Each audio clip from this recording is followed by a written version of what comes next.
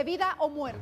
Sigan las instrucciones y permanezcan en sus casas. Nos han dicho que lo peor está por venir. Evitemos llegar al momento que toque decidir quién vive y quién muere. La mejor manera de agradecer y apoyar a todo el personal sanitario y médico es evitar el contagio. Si usted no tiene una emergencia médica, evite venir a los hospitales. Seamos solidarios con ellos, busquemos la manera de hacerles llegar comida, facilitarles transporte y apoyar a sus familias.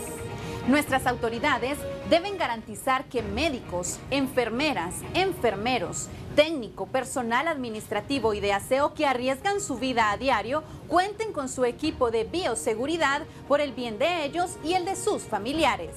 Gracias a todo el personal médico y sanitario de todo el país por este enorme sacrificio. Para estos valientes hombres y mujeres, nuestra eterna gratitud y sincero reconocimiento. Recuerde que evitar el contagio es responsabilidad de todos. Prevenir es informarse. Este es un mensaje de Noticieros Hoy Mismo. La solución está en nuestras manos.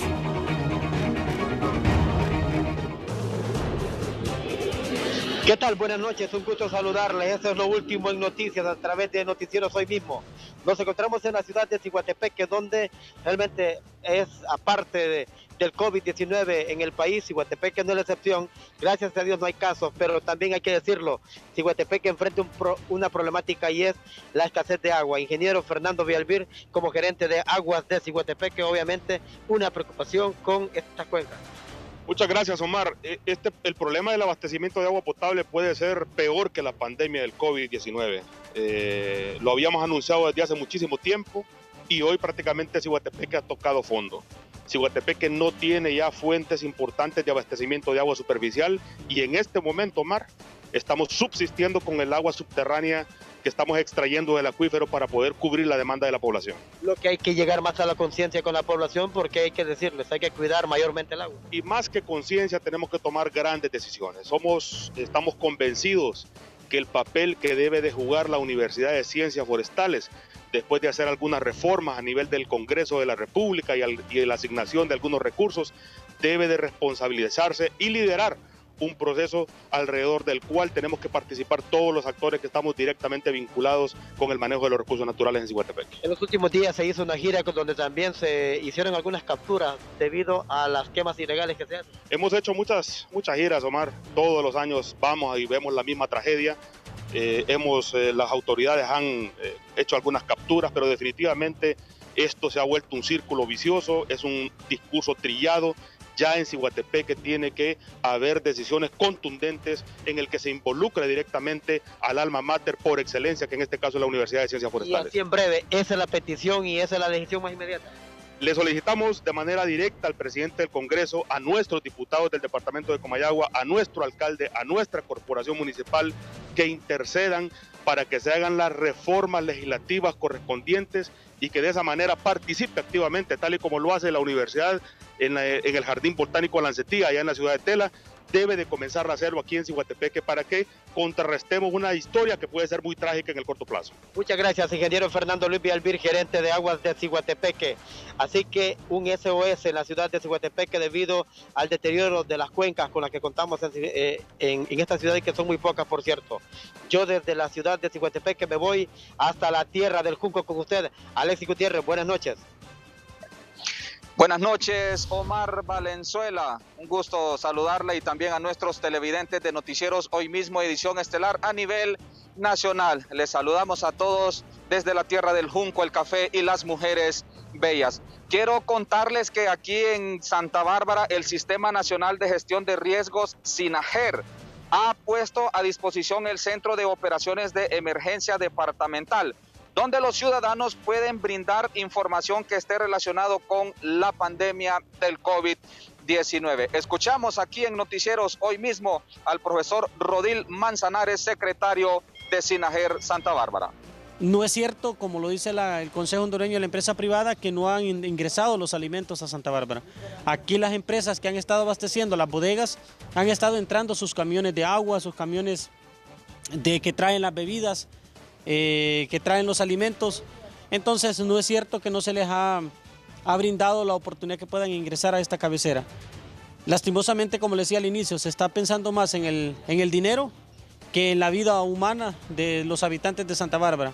Son 4 corporaciones municipales las que están siendo prácticamente en este comunicado mencionadas por parte del Consejo Hondureño de la Empresa Privada, en esta Santa Rosa de Copán, Santa Cruz de Yojoa, La Ceiba y Santa Bárbara. Pero compete a Santa Bárbara, deberá de tomarse algún tipo de acciones. La Cámara de Comercio nos ha informado de que de parte de los empresarios de Santa Bárbara no ha habido ninguna queja, que esto es una decisión meramente de parte de los agremiados al Consejo Hondureño de la Empresa Privada. Bien, quiero comentarles que los números de teléfono que ha puesto a disposición Sinajer aquí en Santa Bárbara son el 97 96 06 55 y el 88 78 73 16. Junto a nuestro compañero Cristian Molina en cámaras y desde Santa Bárbara, vamos con más información hasta Olancho con nuestro compañero Oscar Valdés. Oscar, buenas noches. Buenas noches. Buenas noches, Alexis, desde la tierra de los pateplumas. Estamos en Olancho, este vasto territorio lleno de historia. Hoy recorrimos 3 municipios que abarcan el Parque Nacional Sierra de Agalta. Arde Olancho, una sola chumacera. Increíble, la visibilidad en el corredor agrícola es mínima, Incendios en el Parque Nacional Sierra de Agalta, la última reserva boscosa que nutre de agua a 5 municipios está en riesgo por los incendios forestales. Hablamos con el alcalde de Hualaco, don Roque Escobar, y esto nos manifestaba. En este momento que estamos con esta pandemia, hay mucha gente que se está aprovechando para poder meterle juego a los escombros que están haciendo en el Parque Nacional Sierra de Agalta. Yo quiero por este medio que usted hoy, gracias a Dios, me está brindando, decirle a las autoridades competentes que ya hay denuncias con nombres y apellidos de las personas que han provocado incendios forestales en el Parque Nacional Sierra de Agalta, matándonos la vida en un futuro, escaseando el agua, y la población van a desaparecer en su momento por escasez de agua. Yo digo en este momento que así como estamos organizados en un grupo, a las autoridades competentes que reciban las denuncias y que esas denuncias ya van con nombre y apellido, quien las hace y todo. Nosotros tenemos un chat entre todo lo que es la Sierra de Agalta, y yo puedo ver las múltiples denuncias que se están dando en la zona específicamente del Parque Nacional Sierra de Agalta, colindancia de San Esteban con Culmí, y también aquí colindancias entre Santa María del Real, Hualaco y Catepec. Regresamos acá, solo para decirte, quédate en casa, cuida a los tuyos, después de la tormenta, yo voy a abrazar los tuyos, después de la tormenta, seremos más solidarios. Desde Olancho, vamos con cámaras a Edgardo III, en la capital de la República. Buenas noches, Edgardo.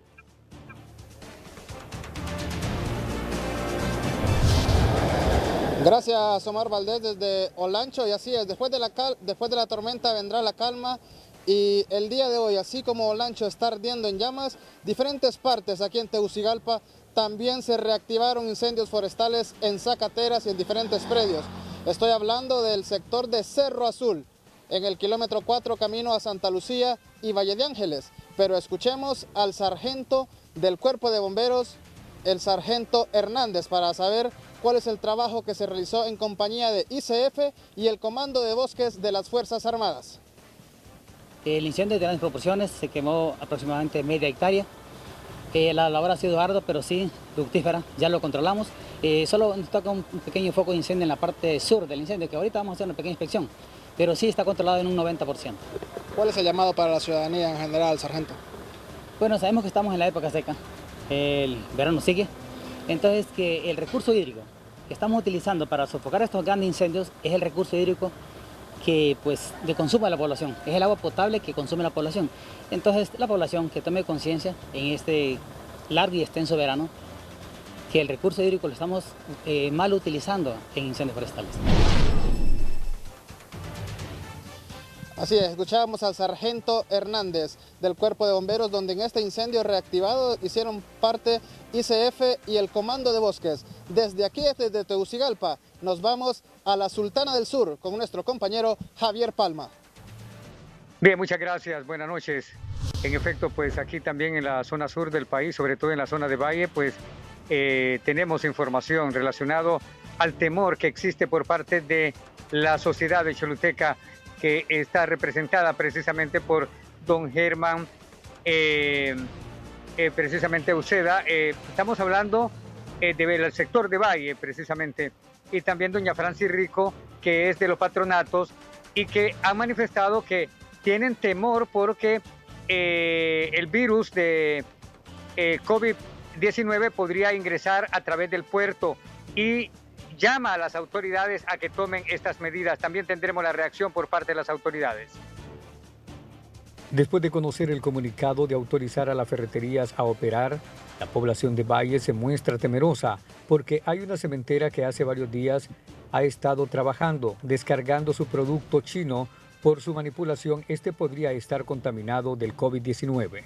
No, lo que los preocupa, lo único es esa bolsa que viene del barco, pues porque hace poco vino un barco de China, sí, y entonces para mí que esa bolsa viene ya contaminada. Pues. ¿Deberían de estar operando? También no deben de estar operando la cementera porque los productos son traídos de China, donde directamente viene el coronavirus, donde sí está más peligroso. Ante este temor, las autoridades de Copeco y Salud así han respondido. Que nos informen de inmediato al 911, elaboran un ticket porque todo Sinajera está activo y de inmediato esto lo envían para Copeco y nosotros coordinamos, en este caso sería con seguridad, que es la parte de Policía Nacional y Fuerzas Armadas, y darle lo que es el cierre a estas empresas. Les pedimos a todas las empresas que sean responsables con los trabajadores. De dotarles, las empresas que están laborando por alguna razón deben de dotarle todos los insumos necesarios para que la gente pueda tener menor posibilidad de enfermarse o de contagiarse. Desde el departamento de Valle, en la zona sur, Javier Palma, Noticieros Hoy Mismo. Con esta información vamos a pasar hasta La Ceiba con nuestro compañero Gustavo Bustillo. Buenas noches, Gustavo.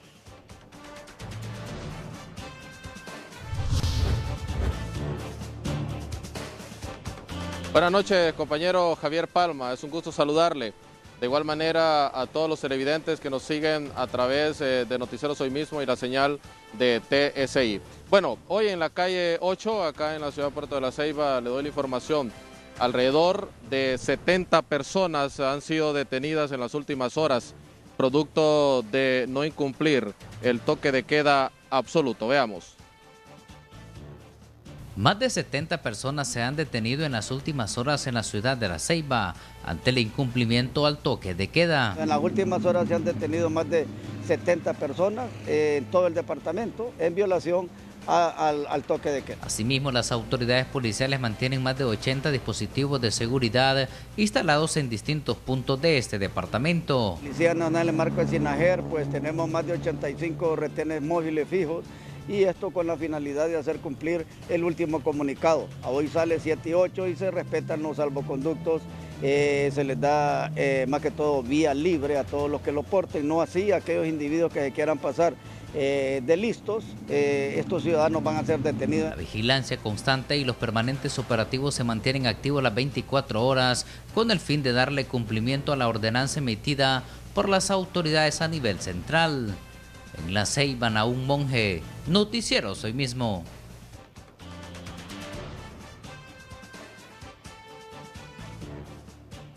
Así es, esto es lo que ha sucedido en las últimas horas. Le repito, cerca de 70 personas detenidas por no cumplir la ordenanza del toque de queda absoluto. Regreso micrófonos e imagen con mi compañero Ramón Rojas hasta Santa Rosa de Copán. Muchas gracias Gustavo. En Ciudad Puerto de la Ceiba, amigos televidentes de Hoy Mismo Estelar, las noticias desde el occidente de Honduras. Mire, centros de aislamiento están listos en Copán Ruinas y en la entrada de Copán. Desafortunadamente, Santa Rosa de Copán, sus autoridades municipales no han decidido dónde se va a colocar este sitio. Hemos dialogado con la gobernadora del departamento de Copán quien nos amplía en detalles. Es importante mencionar que hemos tenido el acompañamiento de los alcaldes en todo el departamento para los centros de aislamiento en Copán Ruinas y en Nueva Arcadia, en la entrada a Copán. En Santa Rosa sí hemos tenido mayor dificultad porque no hemos podido concretizar que el lugar pueda reunir las condiciones en primer lugar. ¿Qué pasó con el gimnasio, gobernadora? Entiendo que pues el gimnasio fue descartado, ¿verdad? ¿Por quién o por quiénes? Nosotros lo que se nos informó fue que no se podía en este momento porque iba a ser utilizado para otros fines, ¿verdad? ¿Cuáles? ¿No le dijeron? No nos dieron especificación alguna, solo nos dijeron de que indagáramos sobre otros lugares. Hemos estado trabajando con uno de los regidores. Esperamos que hoy tengamos definido ya el lugar, pues si no, nosotros tendremos que tomar las decisiones que la misma ley nos faculta para poder hacer uso de los lugares que sean necesarios para esta pandemia. Bueno, hasta ahí las declaraciones de la gobernadora de Copán, Claudia Guerra. Hablándonos, no ha sido tan diligente la Corporación Municipal de Santa Rosa y no ha identificado, a pesar que el gimnasio municipal reúne las condiciones que busca la Secretaría de Salud. Con este informe vamos a una pausa comercial. No nos cambia aquí en Noticieros Hoy Mismo. En Hoy Mismo estamos de su lado.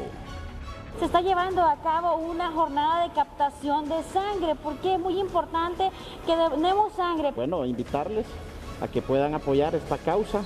Allá es Olancho. Allá se respeta el toque de queda. La necesidad de tener alimento en todo este sector de Suyapa. Que mire, de que en verdad nosotros hemos respetado la ley, pero tenemos hambre. En Hoy Mismo estamos de su lado.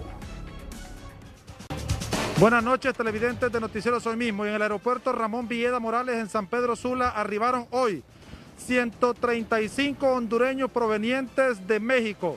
Estos en calidad de deportados, los cuales tuvieron que someterse a todos los protocolos de bioseguridad para descartar que alguno de ellos presentara síntomas de COVID-19, de los cuales las autoridades de la Interpol, en conjunto con la Dirección Policial de Investigación, le dieron captura a 2 ciudadanos hondureños provenientes de México. Uno de ellos originario del departamento de Santa Bárbara, de 36 años, de quien pendía una orden de captura por el delito de violencia intrafamiliar. Asimismo, se le dio captura a otro ciudadano de 41 años, proveniente del municipio de Jutiapa, en Atlántida, por el delito del transporte ilegal de personas. Ellos ya serán puestos a la orden de los tribunales de justicia aquí en la zona norte del país. Y en otras noticias, ubicados en este momento en la residencial Costa Verde Vías 2, donde, como ustedes pueden observar, a esta hora de la noche se registra una protesta por parte de los vecinos. Bueno, una protesta pacífica, Eduardo, en representación, presidente del patronato, para que nos den más detalles a qué se debe. Muy buenas noches. Buenas noches. Sí, realmente lo que pasa es que la constructora Biflores se nos está oponiendo a hacer la instalación del túnel sanitizador para que nosotros no permitamos que los carros entren con contaminación. Entonces, estos muchachos se nos han estado oponiendo para todo eso. Hace poco ya instalaron una cuestión allá, un tanque para atrás, para poder ingresar los trabajadores de ellos y empezar construcciones. Hay temor por parte de los vecinos. ¿Cuántas familias son los que viven aquí de poder contagiarse de COVID-19? Claro que sí. Habemos 219 familias ya habitadas. De hecho, muchos tienen un mes de no salir a las calles. Los niños están encerrados en su casa por el mismo temor de que en un carro venga el virus. Entonces, más por eso, los residentes, como comunidad, estamos haciendo esto, para proteger nuestras familias. Ustedes lo único que piden es poder utilizar este túnel y desinfectar todos los vehículos que entren a la residencial. Es lo único que queremos. Nosotros lo que queremos es proteger a nuestras familias. Eso es lo que queremos. Muchísimas gracias, muy amable a Eduardo, quien es el representante. Y como ustedes pueden observar, este es el túnel sanitizador para desinfectar todos los vehículos que entren a esta residencial Costa Verde Vías 2, aquí en la zona norte del compañero Isaac Calix, hasta Roatán, Islas de la Bahía. Gracias, Jason Maldonado. Bueno, hoy alegría de pobre, podríamos decir, acá en Roatán, Islas de la Bahía.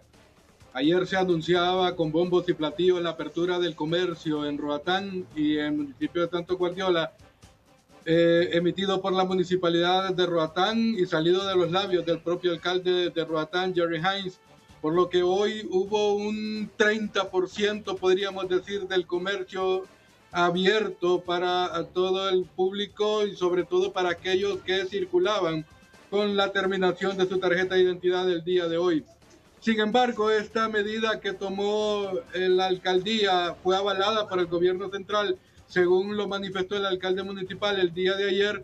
Sin embargo, hoy se tuvo que reunir de emergencia el comité de emergencia municipal, valga la redundancia, para poder retomar este tema, ya de que se dijo en Tegucigalpa que tenía que someterse Islas de la Bahía al toque de queda y a las ordenanzas emitidas por SINAJER a nivel central. Hace unos minutos se acaba de finalizar la reunión. El alcalde de Roatán, cabizbajo, con su rostro decaído prácticamente, ha manifestado que tendrá que disculparse el día de mañana con Roatán, ya de que tendrá que acatarse las medidas emitidas por SINAJER. Esto significa que el transporte no circulará y los negocios volverán a someterse al estado en el que nos tiene el gobierno central acá en Roatán. Vuelve nuevamente el comercio a cerrarse, la construcción de igual manera y simplemente quedan las ferreterías abiertas. Pero será el día de mañana que se estará emitiendo el comunicado y que el alcalde estaría convocando conferencia de prensa para determinar la situación. Lo último que dijo fue, nos jugaron doble discurso. El pasado sábado nos dijeron una cosa y hoy nos cambiaron el discurso y nos dicen otra. Por lo tanto, ahora tendrá que acatarse la medida que ha emitido SINAJER en Tegucigalpa. Sin embargo, también hoy en la mañana, la directora departamental de salud emitió declaraciones manifestando que Islas de la Bahía, específicamente Roatán o los 4 municipios, están cero, no hay casos. Ya se confirmaron, no hay casos positivos de COVID-19 acá en la isla de Roatán. Escuchemos. No tenemos casos confirmados aún en Isla de la Bahía. No tenemos casos confirmados. Se envió 5 muestras. De esos 5 muestras tenemos ya resultado de 1 que es completamente negativo. Durante el transcurso del día de hoy, por la tarde, me imagino que vamos a tener la respuesta de los otros 4. Doctora, el comercio se ha aperturado y la opinión de salud, ¿quieren saber la población si fue tomada en cuenta o cuál es la opinión de salud ante la apertura del comercio? No puedo decir que la opinión de salud no fue tomada en cuenta porque el señor Jerry Hines me ha preguntado en más que una ocasión cuál es la posición o qué piensan nosotros a nivel de salud.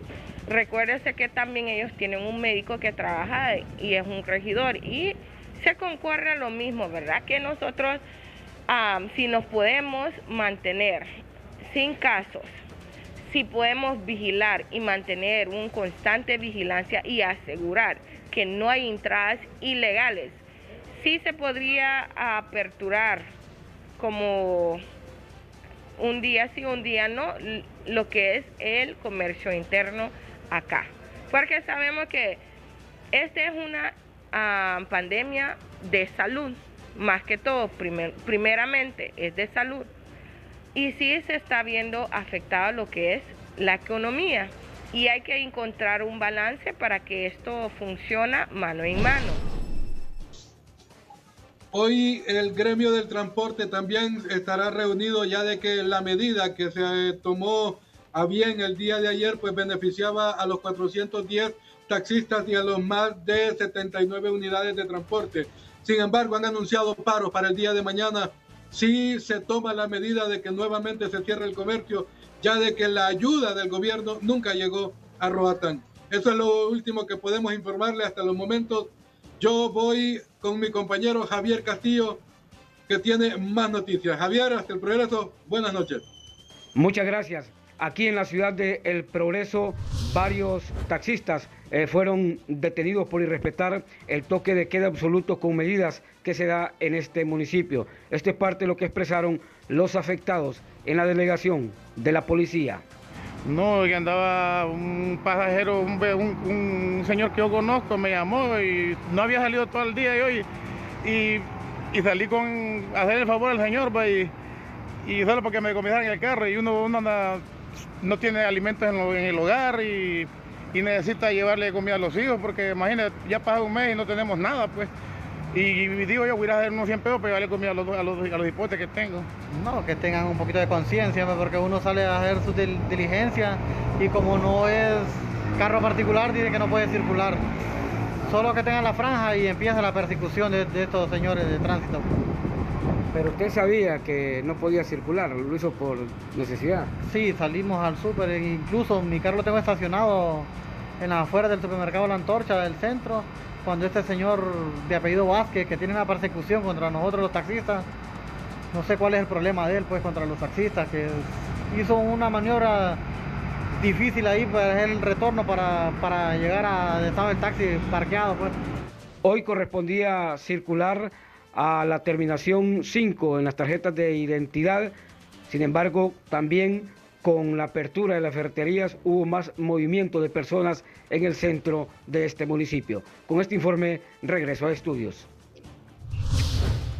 Muy buenas noches, les saludamos desde la zona oriental y noticias positivas, y es que el Tribunal Superior de Cuentas ha dado ya el visto bueno para que la Alcaldía Municipal de Damlí pueda realizar lo que será la compra del ventilador mecánico pulmonar, esto en prevención a lo que es el tema del COVID-19, cuyo costo anda alrededor de $7,000. Vamos a escuchar al auditor de la Municipalidad de Damlí, Gustavo Duarte. Sí, pues gracias a Dios hoy ya tuvimos respuesta por parte del magistrado Ricardo Rodríguez, donde nos autorizó casi mediante un oficio la compra realmente de este ventilador, dándonos ese pase para que nosotros podamos como municipalidad y como municipio tener por lo menos un ventilador aquí en este hospital. ¿Alrededor de cuánto es la inversión que se va a tener en este caso? Este ventilador nos cuesta alrededor de 185,000 empiras. Corresponde a unos $7,000. Exacto, correspondiente a $7,000, donde nos dan un año de garantía por el ventilador y sumamente ya está avalado por los médicos de aquí del hospital. Estos fondos salen de lo que se aprobó, de los 4 millones para el tema de la emergencia de la pandemia del COVID-19. Sí, como hay varios puntos que se mandaron a analizar al Tribunal Superior de Cuentas, que si ustedes recuerdan era la compra de un bus, que si se iba a inyectar dinero para que sembraran y dotaran de granos básicos a Danlí. Entonces esto y unas chapias que realmente el tribunal no las aprobó, pero este fondo se va a necesitar para este ventilador. Hay que recordar que el Hospital Gabriela Alvarado no cuenta en este momento con ningún tipo de ventilador mecánico, y una vez que la Alcaldía Municipal de Damlí realice la compra, pues definitivamente va a ser donado a lo que es el Hospital Gabriela Alvarado, siempre en prevención en lo que es esta pandemia del COVID-19. Enviamos micrófonos hasta Tegucigalpa con el licenciado Edgardo Melgar. Gracias, Kenia Cáceres en Danlí, en El Paraíso, y estos son titulares de otras noticias importantes de hoy. Los titulares son presentados por Banco Ficosa. A través de WhatsApp puedes pagar, transferir o consultar. Quédate en casa, Ficosa te acompaña. Por disposición de la alcaldía, hoy fue reactivado el comercio en Roatán, Islas de la Bahía. Es el peor momento para abrir negocios, dijeron expertos en salud al reanudar operaciones hoy las ferreterías. Estamos en un momento crítico de la epidemia en nuestro país. Creemos de que más bien ahorita hay que apretarnos un poco más. Gobierno lanza manual de bioseguridad para ir preparando a las empresas al retorno paulatino y ordenado de las labores. Presidente Hernández asegura que continúa la cuarentena, que es obligatorio el uso de mascarillas y que el país debe volver a la normalidad de forma inteligente. Iglesia Católica pide que CNA y el FOSDE den seguimiento a compras e inversiones del Estado. Ser transparentes en los trámites y procesos administrativos. Hemos escuchado muchas voces cuestionando la forma desigual de la distribución de la ayuda. Los titulares fueron presentados por Banco Ficosa. A través de WhatsApp puedes pagar, transferir o consultar. Quédate en casa. Ficosa te acompaña. Este es su noticiero hoy mismo con Edgardo Melgar. Bueno, como usted sabe, hoy abrieron las ferreterías a nivel nacional. Es una decisión controversial, es una decisión muy polémica, una decisión que para muchos es precipitada. Aquí están los detalles.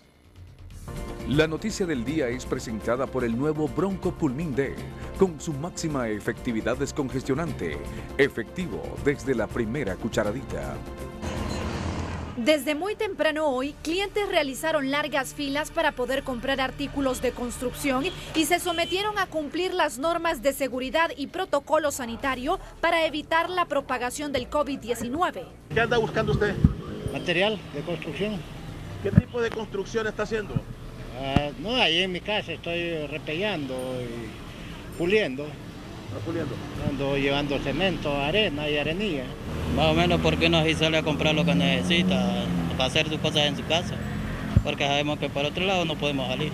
Porque así uno lo que quiere terminar de construir lo que estaba haciendo en su casa. Entonces estoy satisfecha que abran la ferretería. La Cámara Hondureña de la Industria de la Construcción avala la reapertura de las ferreterías tomando en cuenta las medidas de bioseguridad. Ha sido una decisión que no ha sido tomada a la ligera.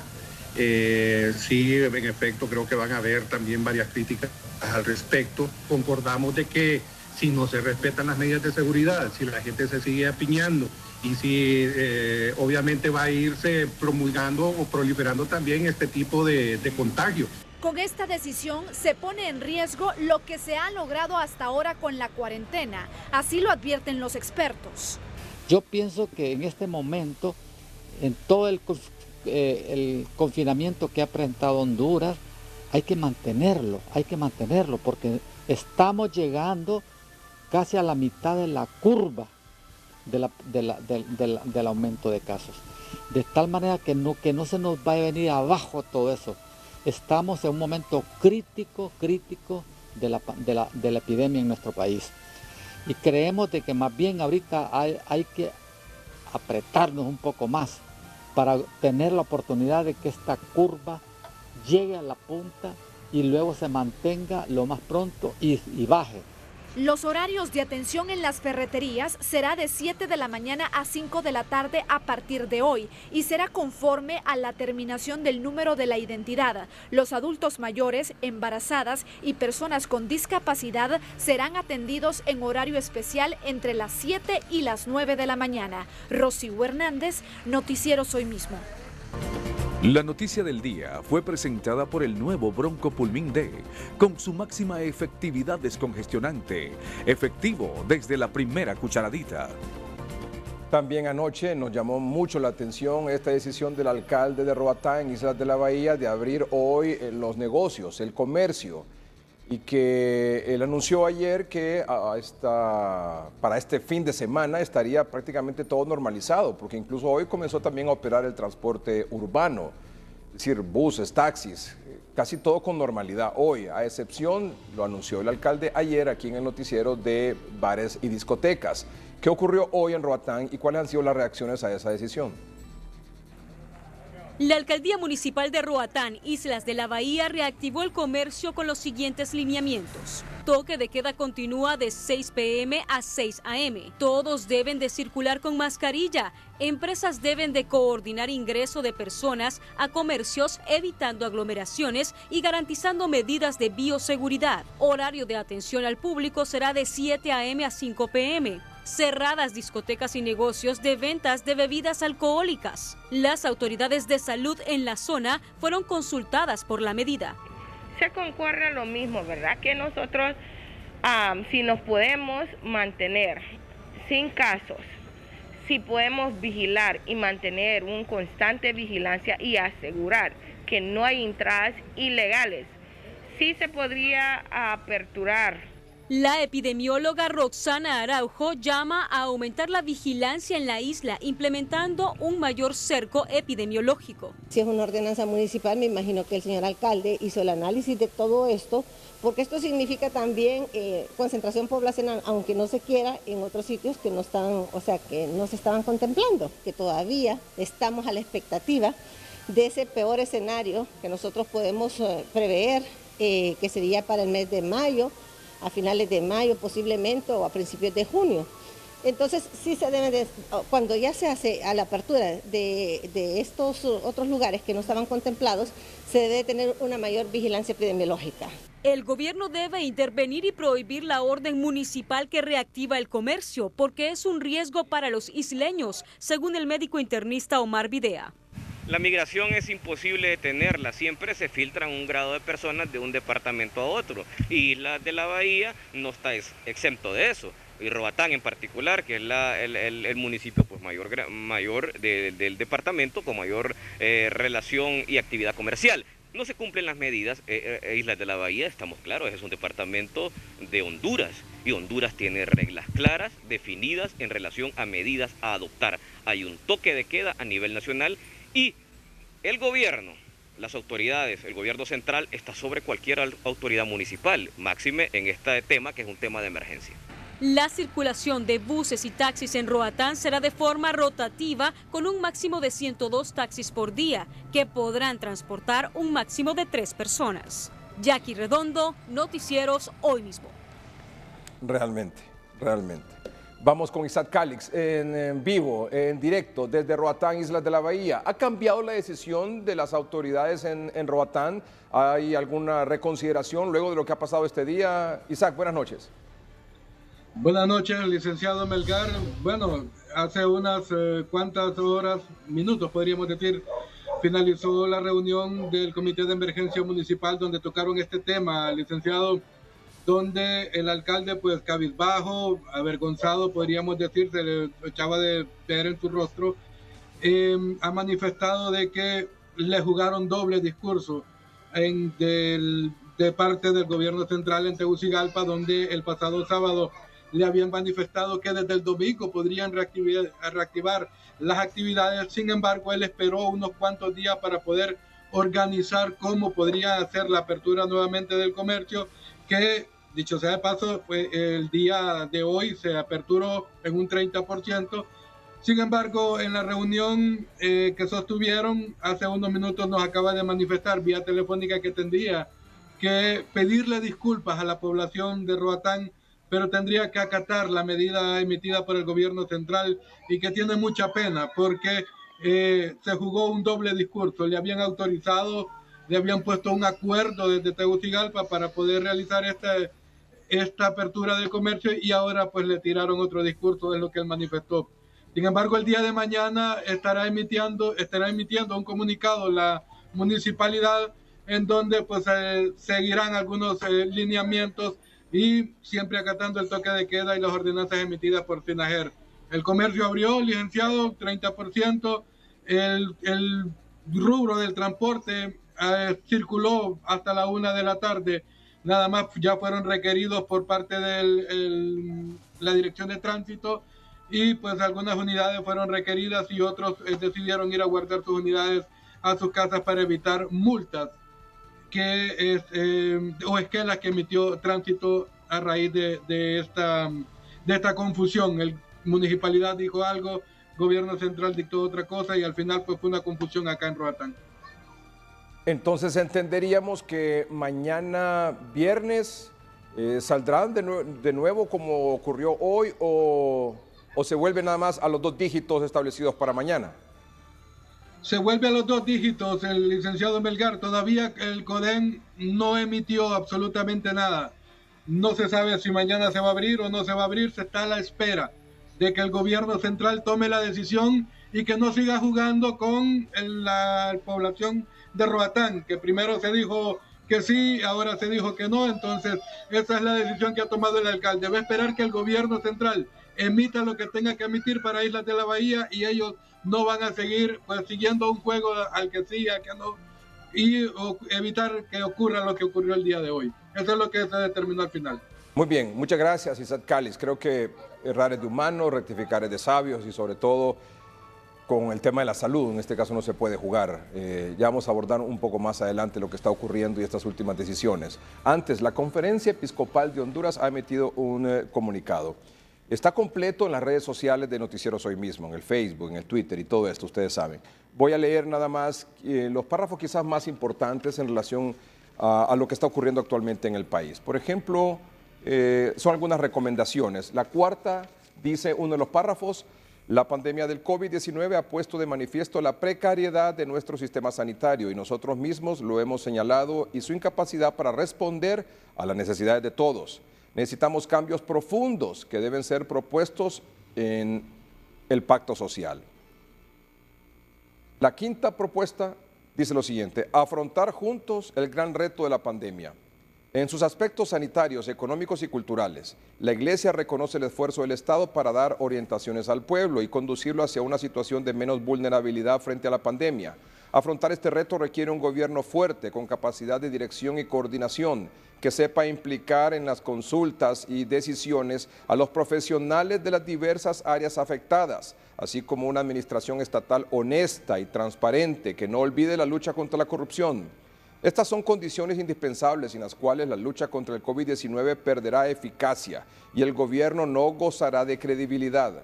Es urgente que el gobierno convoque a las personas especializadas en las áreas que están en juego en esta emergencia sin ningún sesgo político. Honduras requiere de sus mejores hijos e hijas y no de que se continúe improvisando sin aprender de los errores cometidos en otras latitudes. Padecemos un problema sanitario grave y la recesión económica que se avecina es mucho más grave. La hambruna y la miseria son una realidad inminente para nuestro pueblo. Creemos que ha llegado el momento de convocar a un diálogo con alta legitimidad para abordar la urgente reforma del Estado. Es necesario crear una plataforma conformada por el gobierno, la sociedad civil legítimamente organizada, la empresa privada y todos los entes del Estado, a fin de reducir drásticamente la desigualdad y sentar las bases de una economía centrada en las personas y no en el mercado. Sexta recomendación: ser transparentes en los trámites y procesos administrativos. Hemos escuchado muchas voces cuestionando la forma desigual de la distribución de la ayuda por considerarla unilateral, partidista y controlada por muchos líderes de barrios y comunidades.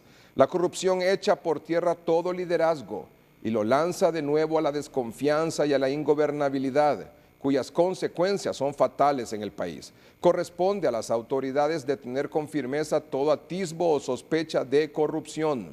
Nos sumamos a la iniciativa de crear un organismo de alto nivel que dé seguimiento a las compras e inversiones del Estado. El gobierno no solo debe confiar en sus propios mecanismos de control, sino que debe incorporar a la sociedad. Y para esta labor sugerimos organismos como el CNA, Consejo Nacional Anticorrupción, y el FOSDE, el Foro Social de la Deuda Externa de Honduras, y otros que en el pasado han prestado un servicio cualificado. Como iglesia, a través de Cáritas, estaremos dándole seguimiento a la distribución de alimentos con instrumentos sencillos de veeduría social que puedan medir fácilmente la transparencia en la distribución. Parte del comunicado de la Conferencia Episcopal de Honduras, emitido hoy y que completo está en las redes sociales de Noticieros Hoy Mismo. A continuación, un par de reacciones importantes sobre este tema. Sin duda alguna, nosotros compartimos el llamado hecho por la Conferencia Episcopal en el hecho de instalar una comisión de alto nivel para que dé veeduría al proceso, que sea una comisión multisectorial, donde esté la academia, donde estén los gremiales profesionales, especialmente el colegio médico, la sociedad civil, la empresa privada, para que funja también a su vez como aquella comisión que proponga medidas o alternativas económicas, sociales y sanitarias para hacer frente al COVID-19. Sabemos que hay dos problemas importantes, que son la transparencia y la rendición de cuentas, que hoy por hoy es un tema de actual vigencia dentro de la sociedad hondureña, y por el otro está solventar los problemas sanitarios y sociales, principalmente en la zona norte del país, que es la zona más afectada por el COVID-19. En ese sentido, entonces, nosotros hemos presentado desde hace más de un mes esta recomendación y esta propuesta del Gobierno de la República, que aún no hemos tenido respuesta alguna. Hoy es el momento para retomar la misma y considerar la conformación de esta comisión de alto nivel multisectorial. Esta situación no es una situación extraña La verdad es que en Honduras hemos venido paso a paso encontrando muchos actos irregulares, particularmente en la compra de insumos para el Estado. Esto de la sobrevaloración, recuerden ustedes que no es nueva, nos ocurrió en el Seguro Social y posiblemente vaya a seguir ocurriendo en el transcurso de los años. Me da mucho pesar que en este grupo de jóvenes funcionarios, algunos jóvenes, otros veteranos, hay varios de ellos que gozan de un prestigio personal muy bueno y que en estas circunstancias el pueblo hondureño tiende a meterlos a todos en un solo costal. Y estos jóvenes posiblemente vean truncados sus aspiraciones futuras, precisamente porque caen en la vindicta pública y el pueblo es bastante estricto en materia de juzgar aún a los que pudieran resultar inocentes. Por eso es que las instituciones del Estado encargadas de velar, de controlar por el uso de estos recursos, tienen que ser muy minuciosos y pescar con arpón, como he dicho yo siempre, y no con atarraya, porque las atarrayas se llevan de todo y el arpón es específico para lograr identificar a los verdaderos culpables. No es posible, no es humano, no es moral que en una circunstancia como esta alguien se pueda estar aprovechando de ese recurso. Cualquier comisión que se dé, cualquier sobrevaloración representa una pérdida para el Estado y esa pérdida significa la capacidad de poder adquirir otros insumos que pueden representar la vida o la muerte de un ciudadano. Por consiguiente es inaceptable que esté ocurriendo en estos momentos esta crisis tan profunda. Es realmente preocupante las denuncias que se han hecho sobre la sobrevaloración de compras de insumos, equipos que estarían destinados para enfrentar la crisis de salud ocasionada por el coronavirus en Honduras. Pienso que esto no debe pasar. Yo creo que si el país ha de avanzar, requiere un esfuerzo de un gobierno abierto, un gobierno transparente, un gobierno que diga la verdad, porque solamente generando confianza y credibilidad se podrá construir la unidad del país y enfrentar de manera conjunta los graves problemas que nos ha traído esta epidemia y también estar preparados para lo que viene después. ¿Qué es lo que debe hacerse? Me parece que lo más importante en este momento es que los organismos que han sido denunciados presenten un informe, pero verdadero, claro, conciso, de cómo fueron todas estas compras, de la manera como se hicieron, sobre qué bases se establecieron, quiénes participaron en eso. Y además, por supuesto, el papel de los organismos controladores del Estado, en este caso, el Tribunal Superior de Cuentas y el Ministerio Público. Pero esperamos que su acción tenga un resultado, no sea una investigación que se quede en el olvido, porque en este momento lo que el país requiere es la verdad, y la verdad será la base de poder generar una plataforma que nos ayude con efectividad poder enfrentar la crisis que vive la nación. Y de esta manera confiar en el gobierno, ser un gobierno abierto que escucha, que puede realmente conjugar a diferentes sectores del país para enfrentar la pandemia que nos afecta. Don Pedro Barquero, presidente de la Cámara de Comercio e Industrias de Cortés, ¿qué es lo que está pasando? Don Pedro, buenas noches. Buenas noches, Edgardo, un gusto saludarte, un gusto saludar al pueblo hondureño. A ver, hay muchas cosas que están pasando al mismo tiempo y a mí la verdad es que me da mucha tristeza cuando hablo con colegas empresarios de otros países y ver cómo en otros países se toma más en cuenta la opinión del sector privado en cuanto a la implementación de políticas públicas. Nosotros tenemos ya más de 2 semanas de estar como sector privado entregando propuestas y lamentablemente estas propuestas no se llevan a la práctica. Y son las propuestas que nos salen del Consejo de Asesores Expertos en cada una de las materias y que son también las medidas que se están implementando en todos los países sobre la faz de la tierra que están siendo también afectados por esta pandemia. Realmente que necesitamos aprender a trabajar en equipo, pero trabajar en equipo quiere decir, Edgardo, que nos veamos como iguales, nos veamos todos como hondureños, que no nos ataquemos y que nos respetemos. Y adicionalmente a eso, el trabajo en equipo quiere decir que todas las opiniones valen y que todas las propuestas deben de ser consideradas. pero si se sigue de manera no consensuada manejando la situación, va a ser bastante complicado mantener la unión del sector empresarial y el trabajo que se está haciendo con el gobierno de la República, porque definitivamente donde a uno no lo escuchan, uno no sigue. Don Pedro, eso que acabo de decir es lo último. Donde uno no lo escuchan, uno no sigue. Es correcto, o sea, si las recomendaciones no son tomadas en cuenta y no son implementadas, pues lo que podemos llegar a sentir es que estamos perdiendo el tiempo y mejor nos vamos a enfocar en otros temas y en otros asuntos y en otras tareas. Estas metas de trabajo nosotros hemos estado con mucho entusiasmo trabajando, con mucha fe de que se implementen las medidas, pero lamentablemente no vemos que las cuestiones funcionen a la velocidad que deberían de funcionar. Y como te digo, hablando con colegas de otros países, hemos visto cómo las metas de trabajo que se han implementado en otros países aquí cercanos y otros lejanos han avanzado muchísimo más rápido, porque lograron verse como un equipo de trabajo y no como una contraparte. Aquí no podemos estar viendo de que somos contrapartes, sino que tenemos que trabajar verdaderamente como un equipo pensando en el interés del pueblo hondureño, de todo el país. No podemos estar pensando en que se va a beneficiar solo a uno sí y a otro no. Tenemos que beneficiarlos a todos. No podemos discriminar a nadie, ni podemos estar tampoco atacando los unos a los otros, porque eso no nos va a llevar a nada. Ahora, el hecho de no atacarnos no quiere decir que no vamos a llamar la atención cuando las cosas estén funcionando mal. Tú ahorita estabas hablando en el noticiero y tenías varias entrevistas de los casos de las sobrevaloraciones. Eso lo tenemos que poner en el tapete y se debe resolver ese tema.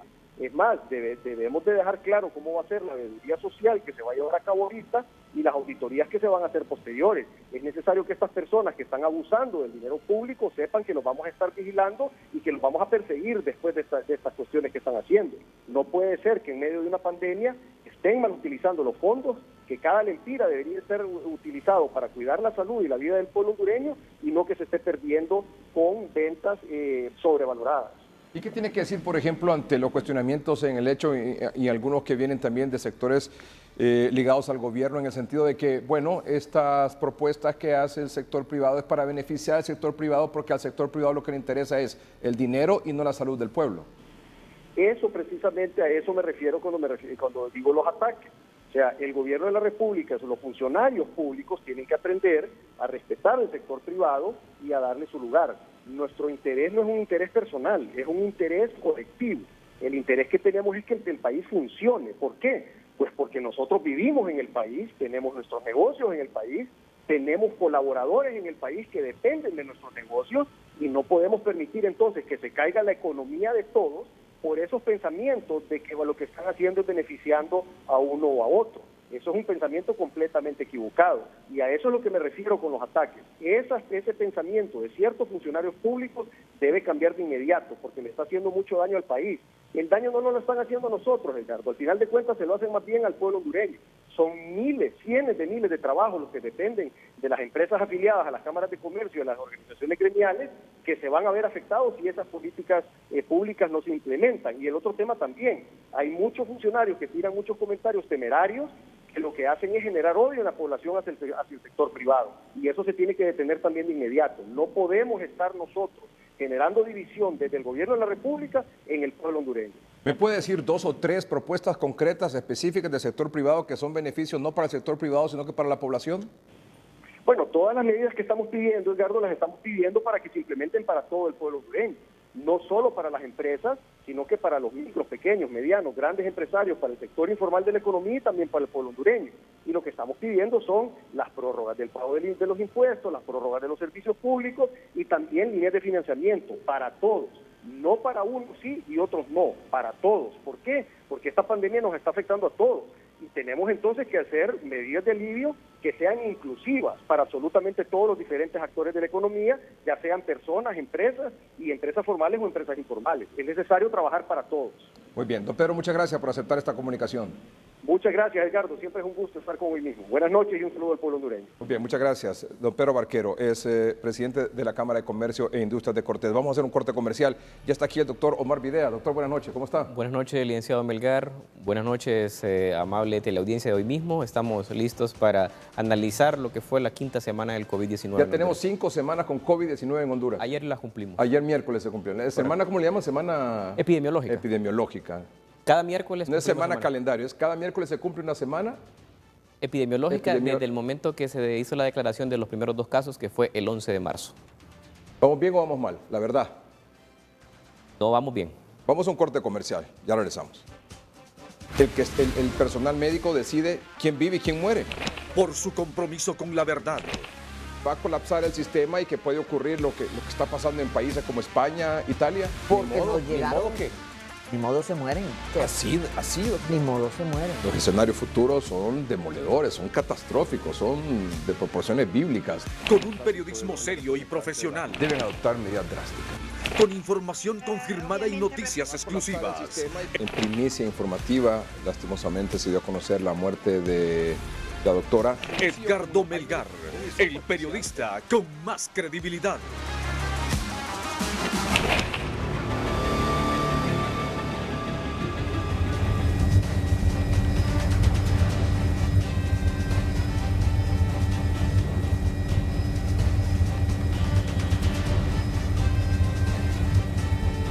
Acción Económica es presentada gracias a Tigo. Solicita tu recarga o super recarga desde Estados Unidos. Quíntuple saldo de martes a domingo en recargas de $10 en adelante. Más megas en tus super recargas. Tigo, en todo lo que te mueve. El ministro de Trabajo, el secretario de Trabajo, don Carlos Madero, el abogado Madero, dijo hoy que no se está, a raíz del tema de las ferreterías, obviamente hay mucha discusión sobre qué es lo que viene ahora, así que ahora entonces se van a reanudar las actividades de construcción, por ejemplo, para la venta de los productos ferreteros, obviamente. O si viene otro tipo de sector que se va a habilitar, como el transporte público, por ejemplo, autobús, taxi, que tanto lo están exigiendo y probablemente lo necesiten más que los mismos ferreteros. Pero el asunto es que el ministro de Trabajo, don Carlos Madero, ha dicho hoy que no se va a abrir la economía como tal, que hay una intención de abrirla, pero de manera inteligente, y habló también sobre el tema del desempleo que ha provocado esta situación. Queremos aclarar que no se va a abrir la economía, van a seguir los toques de queda, pero algunos rubros donde sabemos que por su naturaleza podremos ir haciendo apertura o de repente haciendo algunos análisis sectoriales de algunos departamentos o alguna localidad que no tenga un contagio, digo podrá porque no podemos asegurarlo, ir trabajando en un proceso de apertura inteligente. Estas medidas se están tomando con un consejo muy grande de participación, inclusive del propio sector, que permite a la larga que algunas actividades económicas, y repito, algunas, puedan ir funcionando. De repente no van a poder ocurrir una apertura para todas las empresas, pero las que efectivamente, racionalmente lo puedan hacer, van a poder ir haciendo una apertura, pero siempre y cuando cumplan estos protocolos muy estrictos y que obviamente también la participación de todo un equipo técnico pueda ir permitiendo liberar una apertura de una operación. Ya tenemos solicitudes de suspensión de trabajadores, tenemos alrededor de 18,000 trabajadores que tienen una suspensión ahorita que no está acogida a ninguno de los programas que se aprobaron por el Congreso Nacional, y tenemos un poco más de 80,000 trabajadores, sobre todo del área de la maquila, que ya tienen una suspensión y que se están acogiendo casualmente a este programa de incentivo solidario, donde hay aporte del gobierno y de la empresa. Estamos pendientes que el RAP pueda resolver en su junta directiva casualmente la aplicación para las empresas que cotizan al RAP, para que también el sector privado que cotiza al RAP pueda entrar, pero ya estaremos rondando casi los 100,000 puestos de trabajo que tienen en una u otra forma una suspensión. La sección económica fue presentada gracias a Tigo. Solicita tu recarga o super recarga desde Estados Unidos. Quíntuple saldo de martes a domingo en recargas de $10 en adelante. Más megas en tus super recargas. Tigo, en todo lo que te mueve.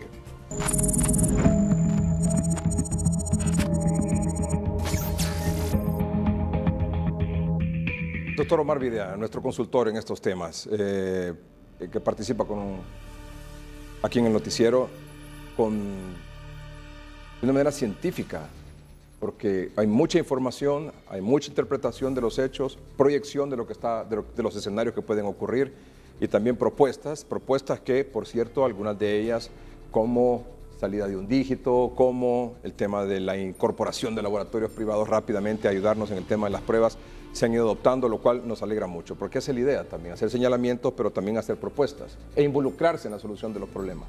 Gracias, doctor, de nuevo por estar aquí. Le pregunté antes de ir al corte comercial, ¿estamos bien o estamos mal? Usted me dijo, no estamos bien. ¿Por qué? No estamos bien porque hemos aumentado e incrementado la tasa de mortalidad. No es una buena noticia decirles que estamos en el primer lugar en los países de Centroamérica con la tasa de mortalidad más alta, 8.22%. Se nos está muriendo mucho más personas en relación al número de casos en comparación a otros países. Eso no es un buen punto, porque aquí estamos hablando de vidas. En segundo lugar, seguimos requiriendo y esperamos que en las próximas horas tengamos ya el reporte de nuevas pruebas para tener una perspectiva más real de lo que está ocurriendo en el país, porque consideramos que hay muchos más casos. Y es importante poderlos definir, no con el propósito de sumar números, sino con el propósito de actuar. Porque una vez que se identifica esta persona, como hemos insistido, se tendrá que aislar, se tendrá que evitar que siga propagando el virus. Dos cosas entonces, la falta de pruebas nos impide poder identificar dónde están los contagiados con el COVID. Así es. Y poder aislarlos y hacer un cerco epidemiológico de la zona donde están. Correcto. Y además, el hecho de que no se hagan las pruebas tan rápidas nos impide tener números más reales de lo que nos presenta el gobierno.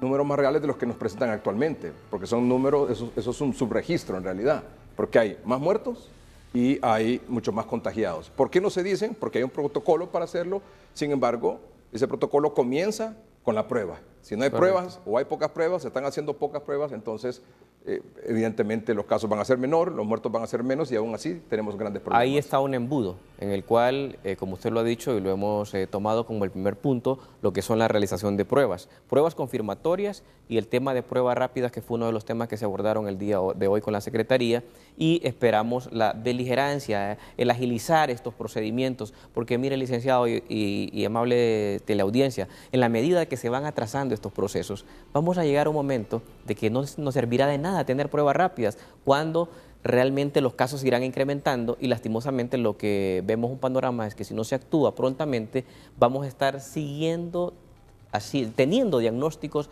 de los fallecidos, o sea, diagnósticos de COVID-19 en fallecidos. Será hasta ese momento que han muerto cuando se les tome la prueba. No sé, esto de ir abriendo la economía poco a poco y de manera inteligente, ¿cómo cree usted, como conocedor del tema, que debería ser abrir la economía de manera inteligente?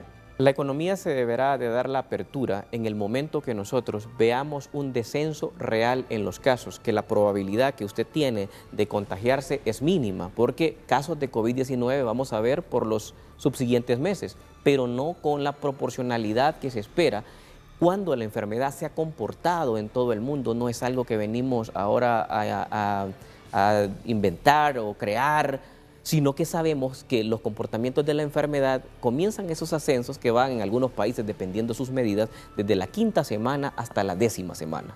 Para nosotros la 10ª semana, hay que decirlo, está marcado en el 20 de mayo. Posterior a esas semanas, en los comportamientos que ha tenido la pandemia, se han visto descensos significativos. En algunos países que actuaron de manera temprana, esos descensos usted los puede ver en la 7ª, 8ª semana. Pero siempre hay una curva hacia el ascenso, que en este momento no nos da la seguridad de decir al pueblo hondureño, pese a que hoy les vamos a entregar una estadística que está basada en los reportes de SINAGER, hay que establecerlo, no podemos tomar otros datos que no son confirmados y son los que debemos de presentar, pero en ningún país ocurre que en una semana 5 los casos vayan descendiendo. sin duda alguna. Sabemos que la dificultad que ha tenido la Secretaría en la reporte de las pruebas que han sido tomadas, pero que no han sido procesadas por una condición logística. Y si hay escenarios en los cuales puede haber un acompañamiento, yo pienso que todos deberíamos estar en esa dirección. La ministra de Salud participó en un programa de 30-30, creo que hace como 3 semanas, si no es que un poquito más tal vez, y ahí nos anunció que se iba a abrir el laboratorio de virología en San Pedro Sula, y nada todavía. Sí, se anuncia ahora que para la próxima semana. Todas esas pruebas que vienen de allá, no habría necesidad vienen en de carro aquí a Tegucigalpa. Así es. Y vienen a hacer fila. Con las de ayer, y así. Por eso es el reporte que el mismo don Francis Contreras nos decía el otro día. Mire, nosotros damos lo que tenemos. Lo que tenemos. Exactamente. Pero aunque haya fila, aunque haya una gran fila ahí de resultados pendientes. Hay fila de pacientes buscando la atención y hay fila de pruebas buscando ser procesadas. Esa es la realidad. Distribución de casos de COVID-19, Honduras por edad. ¿Cuál es la edad más afectada en este momento por casos de COVID-19? Veamos. Sí. Tenemos 3 semanas de manera consecutiva que si establecemos los 3 rangos entre los 21 y los 50 años, se sigue manteniendo ese porcentaje en este momento de 59%. O sea que 6 de 10 personas están contempladas en las edades comprendidas entre 20 y 50 años, con un promedio de edad de 42.3 años. 42 años es la edad promedio de las personas que se han contagiado hasta este momento con COVID-19, que no ha cambiado, siempre han dado en la edad promedio entre 40 y 42 años, eso se mantiene, y la edad productiva, que está contemplada entre los 20 y los 50 años, se sigue viendo que es los que más se han contagiado. Volvemos a insistir con este término: quien más se expone, más se contagia. Masculino por casos de COVID, 58.22% es de hombres y 41.78% femeninos. Se ha incrementado, lo que podemos mencionar es que en las últimas semanas se han incrementado los casos en las mujeres. El repunte que existió en Cortés en relación a la mujer que tiene mucha actividad productiva ya y salidas, las maquilas, todavía se siguió viendo la factura de esos primeros contactos que existieron en las primeras semanas, y vemos cómo se comienza a acortar ese porcentaje entre hombres y mujeres. Luego tenemos por zonas, la zona rural y la zona urbana. Seguimos manteniendo ese porcentaje que se ha andado oscilando entre el 80 y el 82%, y seguimos insistiendo que ese es un beneficio todavía.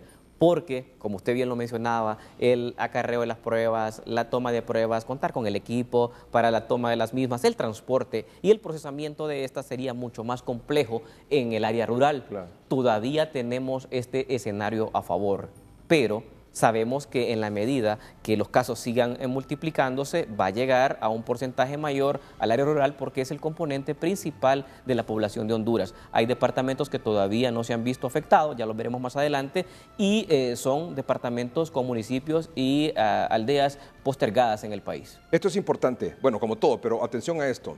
Principales síntomas de pacientes confirmados de COVID-19 en Honduras. Este es un reporte que agradezco a la plataforma Todos Unidos contra el COVID-19 y especialmente a la doctora Elsa Palú, que tuvo a bien compartirla para que pudiésemos transmitir esta información.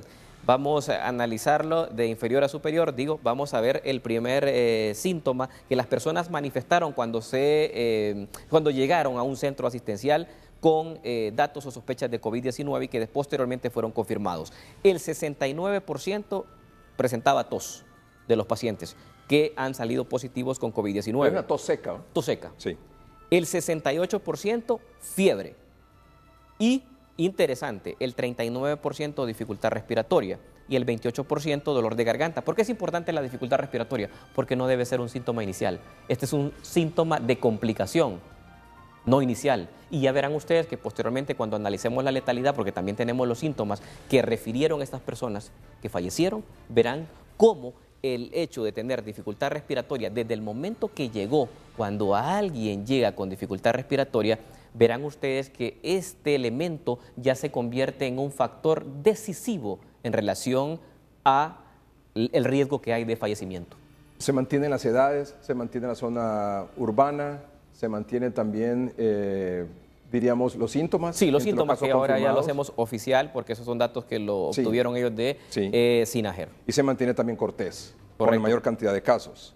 Es departamento de Cortés y sobre todo luego también San Pedro Sula como municipio. El 68% de todos los casos reportados en el país pertenecen al departamento de Cortés y 14% Francisco Morazán, que ya veremos más adelante en unas gráficas donde podremos ver el comportamiento que ha tenido en la curva epidemiológica por semana, la presentación de los mismos, la modificación y las variantes que ustedes ven con el número de casos sigue presentándose en el departamento de Cortés semana tras semana. Es el que ocupa siempre el primer lugar de casos reportados semanalmente por SINAGER. Este mapa a continuación por departamentos, en rojo Cortés y Francisco Morazán, lo sí. hemos establecido así todos los departamentos que llegan al 10% de los casos totales, los coloreamos en el rojo y el color naranja, que son el resto de los departamentos, que son 10 que ya han reportado casos,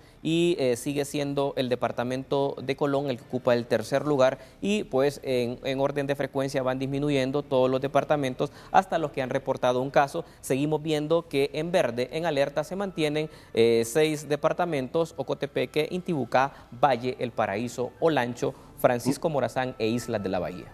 Sin casos. Perdón, sin casos, no Francisco Morazán. Gracias a Dios. Perdón, gracias a Dios. Gracias a Dios, Olancho, Sí. El Paraíso, Valle, Intibucá, Ocotepeque e Islas de la Bahía. Los 6 departamentos que todavía no han reportado casos en este momento. Un momentito.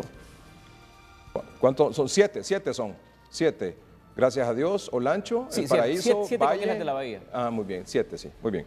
La siguiente gráfica dice distribución de casos por semana de COVID-19 en Honduras. Atención, esto es importantísimo porque estamos iniciando hoy jueves la 6ª semana. O sea, ya el miércoles terminó la 5ª semana desde que comenzó el COVID-19 en Honduras. Y hoy esperamos los reportes de lo que es la 6ª semana, pero ya cumplido la 5ª semana, hemos visto cómo han descendido los reportes de casos, porque no podemos hablar que han descendido los casos, sino que los reportes Atención de a los esto, casos. han descendido los reportes de casos. Sí, más no los casos. Más no los casos. Más no los casos. Pero siempre, por ejemplo, por un caso hay 3. En Honduras, por definición, hemos estado viendo que en el comportamiento mundial, que antes hablábamos que por un caso habían 2.5, ahora lo que se está hablando que por un caso hay 4. Pero eso va en relación a establecer la cantidad de personas que habitan por hogar, y en Honduras supera 4. Entonces estamos hablando de que en promedio, y la proyección que también ha hecho la Secretaría de Salud y otras organizaciones, se habla de una proyección de 1 por cada 10 en Honduras. O sea que estaríamos hablando, con los datos confirmados por SINAGER, en este momento de 4.200... Sí, unos 4.200 casos. 200 casos sospechosos, que hay que ir a buscar. Claro que hay que irlos a buscar. Pero para irlos a buscar, que por hay eso se primero que solventar eso. por eso se quieren las pruebas rápidas. Es correcto. Porque el que tiene la prueba rápida y le sale ya con un anticuerpo sospechoso del virus, entonces tiene que hacer la prueba de PCR, que es la que le confirma si ese virus es COVID-19 o no. Sí, y que según comentarle acá en este punto, que según las conversaciones que hemos tenido con las personas del Seguro Social, que tienen mucha experiencia en este tema de pruebas rápidas, nos han conversado que de las personas que les han hecho la prueba rápida, más del 80% han sido confirmadas por la prueba PCR.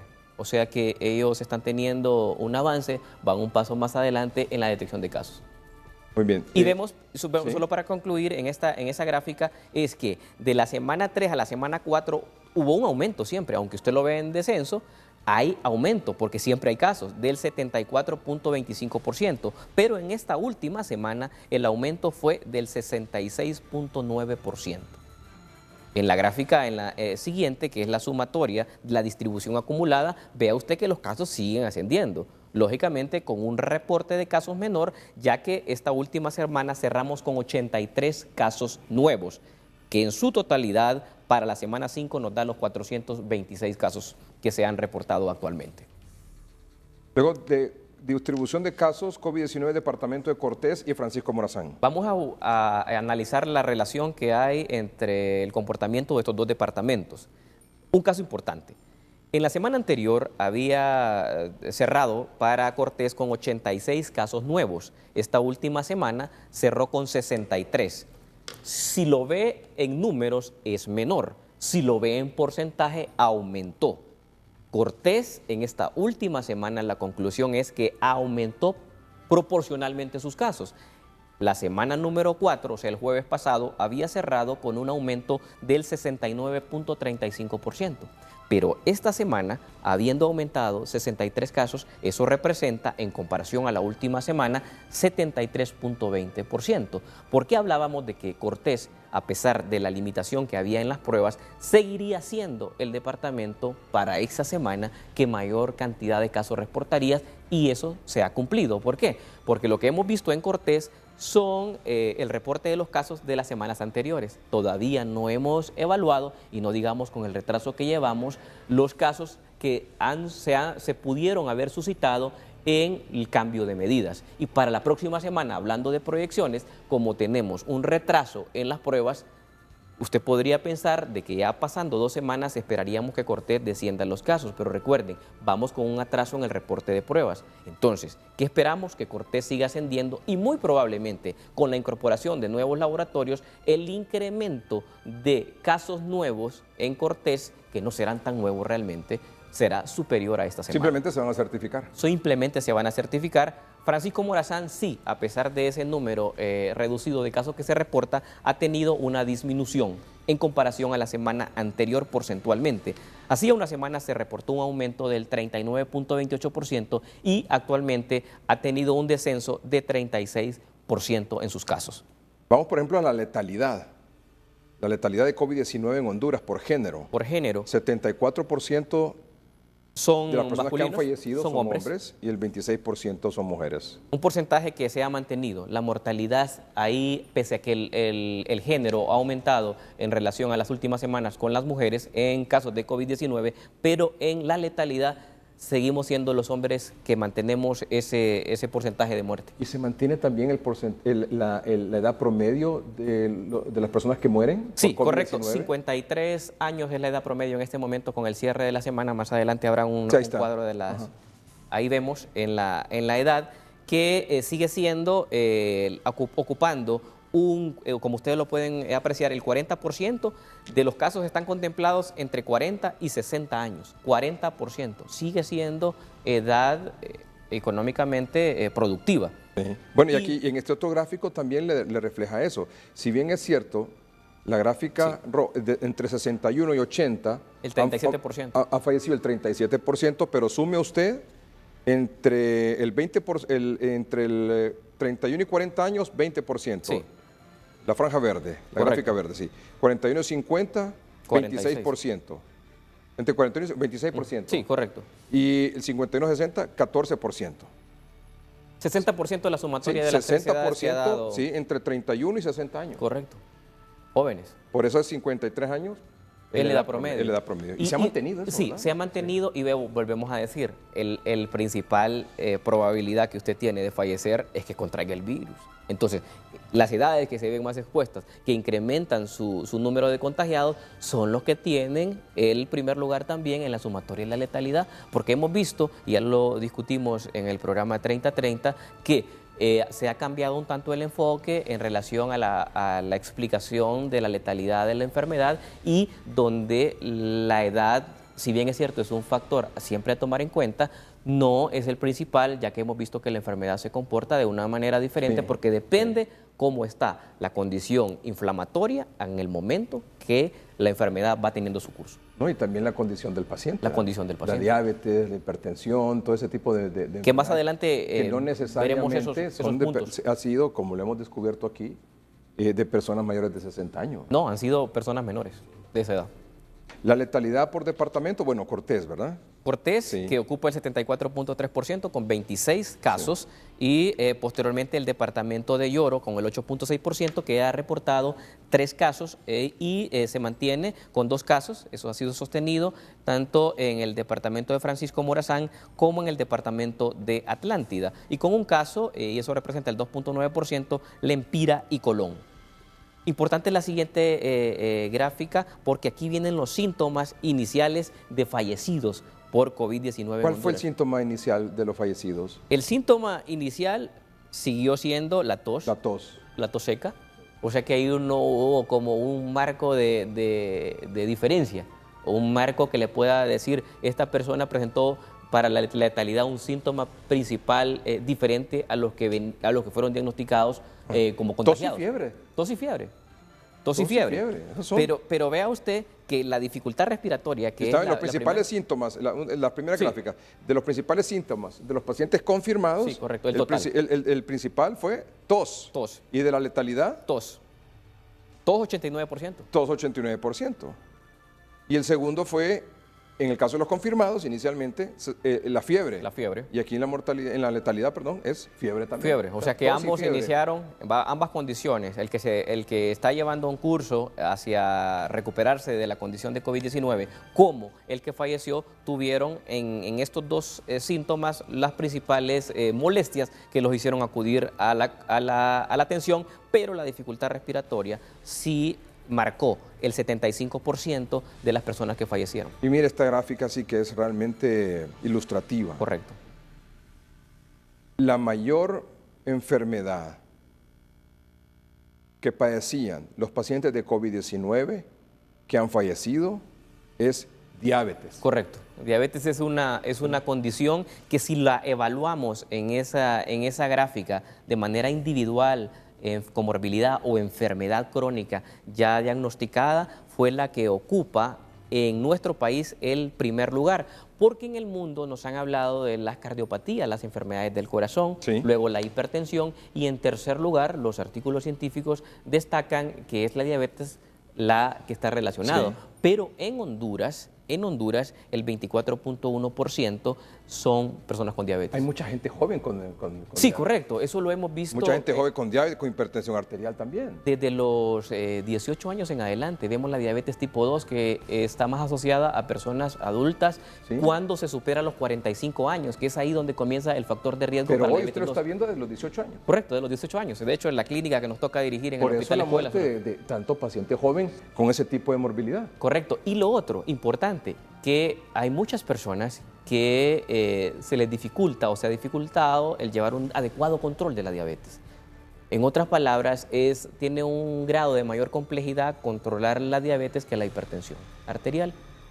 Existen otros elementos que no solamente es lo farmacológico, sino que también la dieta y el ejercicio, que deben de ser muy estrictos en las personas. Disciplinadísimo. Entonces, el hecho de que no estén bien controlados, porque ese es el punto. El tener la enfermedad sí ya le predispone a usted a un escenario no favorable, pero el escenario se complica aún más cuando las personas están descontroladas. Por eso es el llamado en este momento que estos números nos deben de hacer reflexionar. Más de 1 millón de personas en Honduras aproximadamente tienen diabetes y hay aproximadamente un porcentaje similar que no ha sido diagnosticada.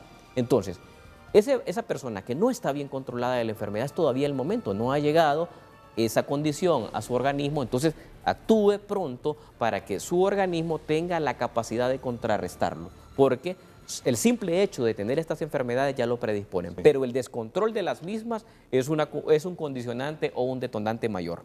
Casos semanales acumulados aquí en Centroamérica. COVID por Centroamérica, ahí vemos y vemos en la tabla donde están las fechas de inicio por cada país centroamericano, y sigue siendo Panamá el que ocupa el primer lugar. Ellos iniciaron una semana previo a Honduras el reporte del primer caso, igual que Costa Rica. Panamá está cerrando con 3.751. En su última semana tuvo un incremento de más de 2.000 casos en una semana. Entonces nosotros nos estamos manteniendo en el tercer lugar, pero hay que hacer la salvedad de que Costa Rica y Panamá han incrementado su número de pruebas y creemos que los datos son más confiables. Muy bien. Casos confirmados de funciones y letalidad por COVID-19 en Centroamérica. Aquí solamente Honduras, destacar que 8.22. ocupamos el primer lugar lastimosamente en la tasa de letalidad. El Salvador 3.77 que ocupa el segundo lugar. Y lugar. Guatemala 2.55. Y Panamá, que a pesar de ese número de casos, usted ve que con 103 ocupan el 2.75. Y Costa Rica tiene 626 casos y 4 defunciones. Solo 4 han fallecido. Sí. Y solo 20 personas hospitalizadas. Vamos a la cadena y luego regresamos rapidito para cerrar y obviamente hacer un comentario. Bueno, continuamos aquí con el doctor y cerramos con su análisis de esta última información. Teníamos hasta hace unos minutos 426 casos, ahora 442, 35 personas fallecidas, ahora son 41. Se confirman 6 personas fallecidas más. Está está acercando al dato que nosotros habíamos dicho, que ya casi son 50. Claro, entre sospechosos y confirmados, apenas 66 pruebas. Y estos no son datos de casos de ahora, o sea, de hoy, son casos de las pruebas que se pudieron sacar hoy y hay muchas más que están en espera.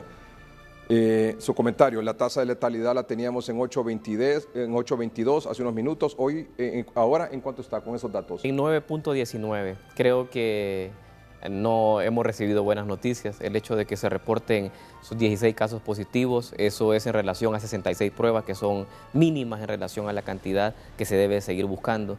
Lamentamos profundamente cómo están incrementándose las muertes, porque proporcionalmente lo que más está aumentando en el país son la confirmación de fallecimientos.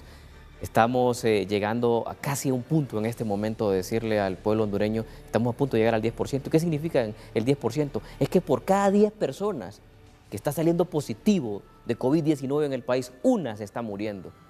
Y que si esto continúa en este ritmo, lo que va a ocurrir es que vamos a llegar al 20%. ¿Y qué es el 20%? Que toda persona que llegue a una condición grave, que no todo en el pronóstico es muerte, pero acá vamos a llegar a una condición, como lo hemos mencionado, que 2 de 10 personas en Honduras que se contagien se van a terminar muriendo.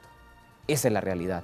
No hemos llegado todavía a ver la etapa donde los centros asistenciales se saturen y que ese 20% que se complique va a fallecer.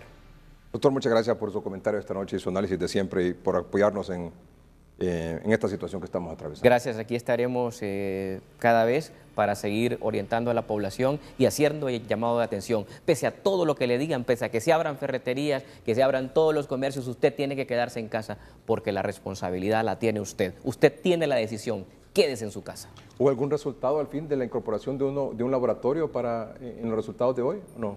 No, porque esa es decir, prueba... si hubiera estado incorporado el laboratorio privado hoy, no hubiesen sido 66 pruebas. Sí, correcto. ¿Cuántos hubieran sido? Hubiesen sido alrededor de 120 pruebas. Y si a este momento tendríamos todos los laboratorios privados haciendo pruebas y toda la cuestión ahí, ¿cuántas pruebas podríamos tener? Mínimo son 300 y esperamos que mañana la Secretaría libere esa situación para que Es que no podemos seguir esperando eso, doctor. No me explico cómo le están haciendo tanta traba y tanta lentitud en esa decisión. Si estamos viendo cómo se está muriendo la gente aquí. Creo que hay que acelerar la esos presión procesos. En relación, no solamente se necesita buena voluntad. O sea, el gobierno solo hechos. no le puede hacer frente a ningún gobierno le puede hacer frente a esta situación solo, de manera unilateral. Correcto. Tiene que ser con el acompañamiento, o sea, y la gente está presta para hacerlo. Así es. ¿Cuál es la traba? Y de manera, protocolos que hemos estado insistiendo. Y el gobierno le hemos dicho que el tiempo se le está agotando. Hemos sido claros en eso y contundentes. Espero que mañana, en una reunión que van a sostener con el resto de laboratorios, porque esto no solo beneficiará a uno, aquí es que todo mundo que pueda y se certifique haga pruebas y que no solamente las hagan en San Pedro Sula, en Tegucigalpa, en todas las ciudades que se puedan certificar, lógicamente los laboratorios que tengan un respaldo. Pero hay que liberar eso ya, porque es el momento que en esta semana, el próximo jueves, que estemos acá, estemos dando reportes reales y digamos, no hay mora de pruebas, porque ya se cumplieron. Vamos a un corte comercial, ya continuamos.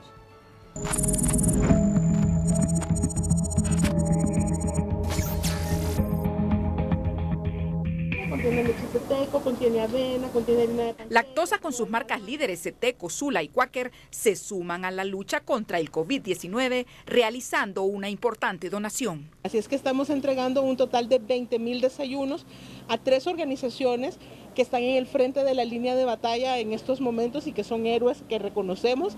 Personal médico que se encuentra en primera fila en la lucha contra el COVID-19 en el Instituto Cardiopulmonar El Tórax y el Hospital General San Felipe serán los primeros en ser beneficiados con la donación de 20,000 desayunos saludables que también abarcará a sectores vulnerables. Este es un enorme y generoso gesto de parte de Ceteco y sus marcas afiliadas. Y agradecemos al Grupo Lactosa porque en realidad que se tomen el tiempo para dedicarles el apoyo a los centros asistenciales es de mucha importancia. Miles de hondureños serán beneficiados a través del Banco de Alimentos de Honduras, con el apoyo solidario que ofrece el Grupo Lactosa. Con esta donación de alimentos vamos a venir a beneficiar a más de 7,000 personas. Actualmente el Banco de Alimentos aglutina 118 organizaciones asistenciales, de las cuales pues atienden adultos, mayores, madres solteras, mujeres embarazadas, lactantes, niños y niñas. De esta manera, Lactosa se suma a la lucha contra el COVID-19 en Honduras. Me están diciendo que hoy se aprobaron los criterios para la aplicación de las pruebas rápidas, esta que le establece si hay algún riesgo o no, y que si hay algún riesgo, pues entonces se hace la PCR, que es la que le confirma si usted tiene o no este nuevo coronavirus. Hoy no se logró la firma de la ministra de la ministra de Salud para este convenio con este laboratorio privado. Se espera que se logre estas firmas de ambos lados esta misma noche, y ya mañana podamos tener por lo menos 40 más a las que está haciendo el gobierno, con un solo laboratorio. En la medida en que más laboratorios privados se puedan incorporar a hacer estas pruebas, evidentemente se pueda identificar, porque estamos hablando de las pruebas rápidas, se pueda identificar más rápidamente dónde están esos casos y poder atacarlos de una manera más eficiente. El presidente Hernández aseguró hoy que la cuarentena debe continuar, que es obligatorio el uso de mascarilla, incluso una persona que esté en un lugar público sin mascarilla puede ser detenido, y que el país debe volver a la normalidad de forma inteligente. Hoy se ha conformado un equipo multidisciplinario y vamos a incorporar a otras personas para estructurar una apertura de salida inteligente, lo que no significa que se levante el toque de queda. Debe de seguir, pero ciertas industrias importantes, como la productora de alimentos, los que transportan los alimentos, los que van a entregar los alimentos, los que dispensan los alimentos, deben de observar un protocolo estricto de bioseguridad. Se ha venido estructurando mecanismos de compra a través de buenas prácticas. Honduras Invest es básicamente la que está manejando la mayor cantidad de los flujos, y en ese sentido tiene un sistema de veeduría muy importante, inclusive con convenios con el PNUD, en algunos casos con Cruz Roja Internacional. De igual manera, en el caso de salud, se adquieren a través del fideicomiso con Banco de Occidente, y cualquier veeduría adicional, cualquier participación con buenas prácticas, como lo hemos hablado con FOPRIDE y con la Asociación para una Honduras más justa, es más que bienvenida. De aquí vamos a salir con un sistema muy robusto en términos de buen manejo. Y reiteramos, no vamos a permitir que alguien quede impune si quiere, tan siquiera se atreve a mal manejar estos recursos. En ese sentido, existen mecanismos claros y los seguiremos ampliando y mejorando con las mejores prácticas. Ningún país estaba preparado para enfrentar semejante tragedia como la que nos trajo el coronavirus. Ningún sistema de salud de los más sofisticados del mundo han resistido, y han entrado algunos en colapso, unos de mayor grado, otros de menor, pero se han visto afectados y rebasados en su gran mayoría. La diferencia es crucial cuando hay un pueblo disciplinado que sigue al pie de la letra el distanciamiento social, 1,5 metros o más, lavarse las manos con jabón, desinfectarse las manos, desinfectar el área de trabajo, usar la mascarilla es supremamente importante. Por eso, a partir de hoy, se inician entregas hasta llegar a entregar 9 millones de estas mascarillas, que son reutilizables. Al tratarlas con jabón y otros insumos, se esterilizan también con puestas al sol para secarse después de lavarse apropiadamente. Queremos distribuirlas a nivel nacional, pero siguiendo las recomendaciones de los epidemiólogos, le daremos prioridad a los lugares más afectados. Y de ahora en adelante, el que salga sin mascarilla, cuando le toque que salir, si sale sin mascarilla, la policía y las fuerzas de seguridad no le van a permitir transitar, lo van a detener. Este virus, por ser nuevo, por ser de alto nivel el contagio, por ser tan letal en un sector de la población. Debemos de entender que vino a cambiar todo el orden de la vida y va a cambiar el orden mundial en todos sus aspectos. Y en ese sentido, volver a la normalidad, si se entiende como antes, no vamos a volver a vivir como antes. Eso hay que tenerlo claro. Este virus vino para quedarse. ¿Cuándo estaremos abiertos del todo? Eso lo vamos a ir viendo en el día a día. Lo que nos indica la evaluación de hoy es que tenemos que seguir por lo menos otra semana más como estamos, con algunas variantes.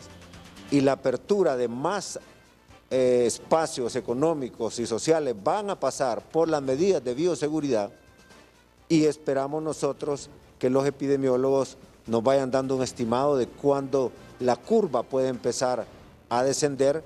Esperamos nosotros que esté en un tiempo razonable dentro de algunas semanas o quizás mes y medio, pero también entendamos, no podemos estar encerrados todo el tiempo, porque si no el país se puede morir de hambre o nos cae la economía. En ese sentido es un balance delicado en el que tenemos que escuchar a los expertos epidemiólogos, la parte económica, porque también necesitamos fortalecerla. Tenemos que llevar las dos cosas al mismo tiempo, privilegiando la vida. Y termino con esto. No hay cuarentena que vaya a durar si no hay alimentos. Y no hay país que pueda sostener a su población si no hay economía. Entonces verán que no es un tema fácil. Sin embargo, creo que ya tenemos los elementos para ir construyendo cómo vamos saliendo de esta situación. Vamos a un corte comercial. En un momento continuamos. Hoy mismo estamos de su lado. Me gusta esta labor que ustedes hacen y aquí estamos trabajando 24/7. En donde nos llamen, ahí está el poder. El agua mandó un comunicado que si nosotros no vamos a pagar, no se va a pagar la factura de energía y nos van a cortar el agua. Agradecemos al noticiero hoy mismo que nos permite el espacio, porque como les repito, no ha sido algo nuevo. Siempre pues hemos tenido este problema. Solicitarle por este medio, pues verdad, a ver si nos pueden brindar lo que es el servicio a domicilio de ferretería. En Hoy mismo estamos de su lado.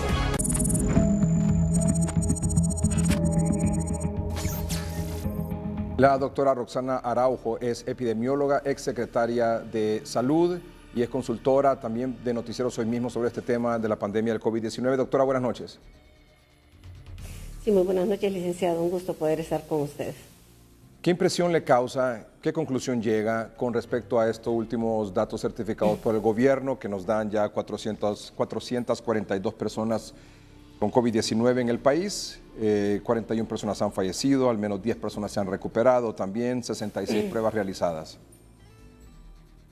Bueno, es sumamente preocupante porque en vez de ir disminuyendo esa tasa de letalidad, la hemos ido incrementando a llegar al 9.2% el día de hoy.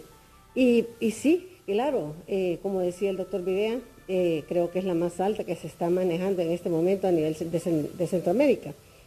Y no hay que compararnos con países del primer mundo.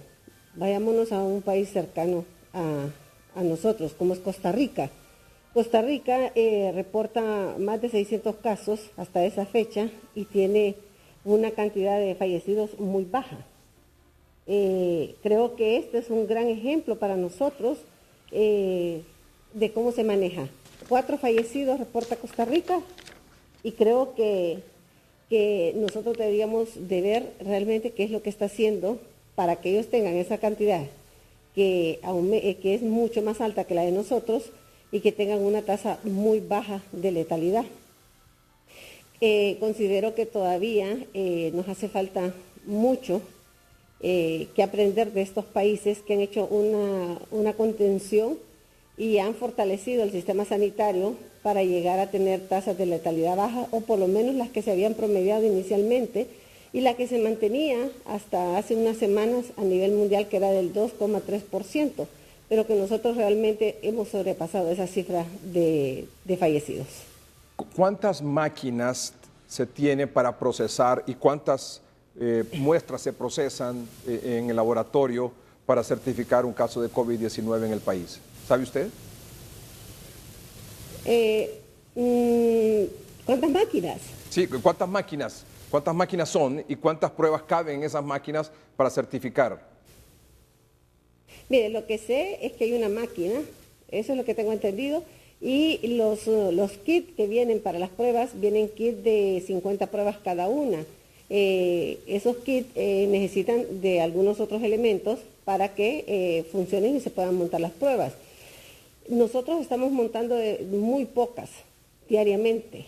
Si miramos nosotros lo que han hecho esta búsqueda activa en el resto de los países, esto ha ido mejorando la vigilancia epidemiológica y captando de forma temprana a aquellas personas que de repente no se consideran sospechosas, pero que salen positivos con la captación o con la búsqueda activa de casos.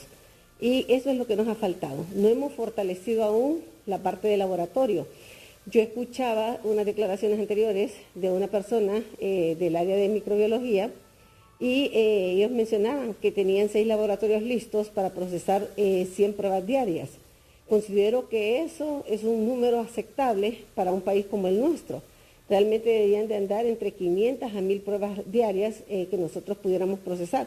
Sabemos que no hay capacidades, hay limitantes, siempre ha habido limitantes desde el punto de vista del laboratorio, pero también nos hemos olvidado que la universidad tiene un laboratorio de virología con personal muy capacitado desde hace muchos años en el montaje de estas pruebas. Esto ya se ha realizado para otras enfermedades como H1N1, el mismo dengue, que son pruebas PCR en tiempo real. Entonces creo que deberíamos de echar mano de todo lo que hay en el país, hacer convenios inclusive con estos laboratorios privados para poder tener una mayor captación, ya que no las podemos tener nosotros porque se han agotado, porque no hay proveedores, por la razón que sean, pero que si esos laboratorios tienen esa capacidad de analizar 100 pruebas cada uno, creo que deberíamos de analizar ese dato y empezar a hacer algún tipo de convenio o ver qué es lo que se hace para seguir aumentando la capacidad de tirar pruebas. ¿Qué mensaje nos deja esta noche, doctora? Bueno, seguimos con un sacrificio enorme, no solo desde el punto gubernamental, la población también está haciendo un esfuerzo enorme en este periodo de contención. Nos faltan las semanas más difíciles, aparentemente, porque la mayoría de los países que hemos analizado y que se ha visto, las semanas epidemiológicas 12 y 14, es cuando alcanzan sus picos máximos y después hay una contención y empieza un leve descenso. Sin embargo, nosotros no hemos alcanzado esa cantidad de semanas. Consideramos que a finales de mayo, a principios de junio, podríamos estar alcanzando esos datos que los expertos en estas proyecciones, tanto de la universidad como del Instituto Hondureño de Seguridad Social, nos han mostrado. Este periodo de contención todavía lo tenemos que mantener, no estamos en ese momento de bajar la guardia. La apertura de las ferreterías hoy pues sí nos ha llamado la atención porque es otros establecimientos donde hay concentración poblacional, el riesgo aumenta a medida que sabemos que se va a ir abriendo gradualmente el comercio, pero estamos en una etapa sumamente difícil, donde tenemos una tasa de letalidad alta, muy alta, y que creo que debemos de poner a consideración todos estos puntos. Doctora Roxana Araujo, muchas gracias por acompañarnos esta noche para el abordaje de estos dos temas. Mañana la invito aquí públicamente también para que nos acompañe en el abordaje de 2, 3 temas más que creemos también importantes, su opinión, ilustración y orientación a la población. ¿Le parece, doctora? Yo me voy a disculpar el día de mañana. La próxima semana, con todo el gusto, yo lo acompaño. Vaya pues, doctora. Muchas gracias, muy amable. Sí. La doctora Roxana Araujo es epidemióloga, exsecretaria de Salud y además de consultora de Noticieros Hoy Mismo en estos temas.